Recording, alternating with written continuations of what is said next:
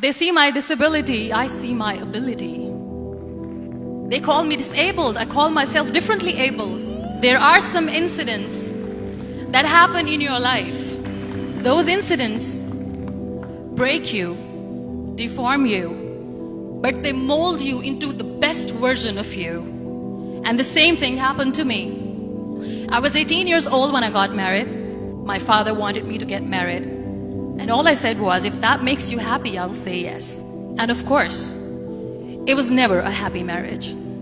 Just about after 2 years of getting married, I met a car accident. Somehow my husband fell asleep and the car fell in the ditch. He managed to jump out, saved himself. I'm happy for him. But I stayed inside the car and I sustained a lot of injuries. The list is a bit long, don't get scared. The wrist was fractured. Shoulder bone and collarbone were fractured. My whole rib cage got fractured. And because of the rib cage injury, lungs and liver were badly injured. I couldn't breathe. I lost urinary bowel control. That's why I have to wear the bag wherever I go. 3 vertebrae of my backbone were completely crushed. And I got paralyzed for the rest of my life. I finally ended up in a hospital where I stayed for 2.5 months. I underwent multiple surgeries. One day, doctor came to me and he said, well, I heard that you wanted to be an artist, but you ended up being a housewife. I have a bad news for you. You won't be able to paint again because your wrist and your arm are so deformed, you won't be able to hold a pen again. Next day, doctor came to me and said, your spine injury is so bad, you won't be able to walk again. Because of your spine injury and the fixation that you have in your back, you won't be able to give birth to a child again. That day, I was devastated. I asked my mother, why me? And that is where I started to question my existence. Why am I even alive? And that is where I realized that the words have the power to heal the soul. My mother said to me, this too shall pass. God has a greater plan for you. I don't know what it is, but He surely has. And in all that distress and grief, somehow or the other, those words were so magical that they kept me going. One day I asked my brothers, I know I have a deformed hand, but I'm tired of looking at these white walls in the hospital and wearing these white scrubs. I'm getting tired of this. I want to add more colors to my life. I want to do something. Bring me some colors, bring me some small canvas. I want to paint. So the very first painting I made was on my deathbed, where I painted for the very first time. It was not just an art piece or just my passion. It was my therapy. And then I was discharged and I went back home. And I went back home and I realized that I have developed a lot of pressure ulcers on my back and on my hip bone. I was unable to sit. There were a lot of infections in my body, a lot of allergies. So doctors wanted me to lie down on the bed straight for not 6 months, for not 1 year, for 2 years.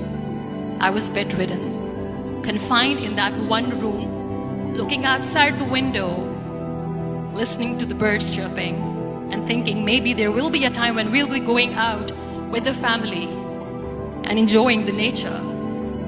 That was the time where I realized how lucky people are. That is the time where I realized that the day I'm going to sit, I'm going to share this pain with everyone to make them realize how blessed they are, and they don't even consider them lucky. That day I decided that I'm going to fight my fears. We all have fears.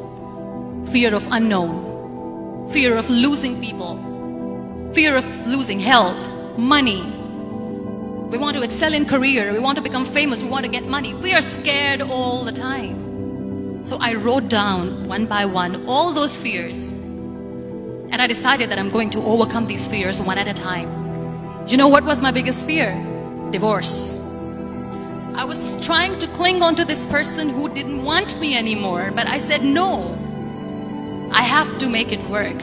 But the day I decided that this is nothing but my fear, I liberated myself by setting him free.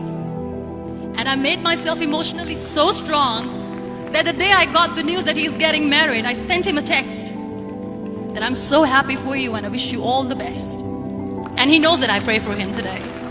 Number 2 was, I won't be able to be a mother again. And that was quite devastating for me. But then I realized there are so many children in the world, all they want is acceptance. So there is no point of crying, just go and adopt one. And that's what I did. People think that they will not be accepted by the people because we, in the world of perfect people, are imperfects.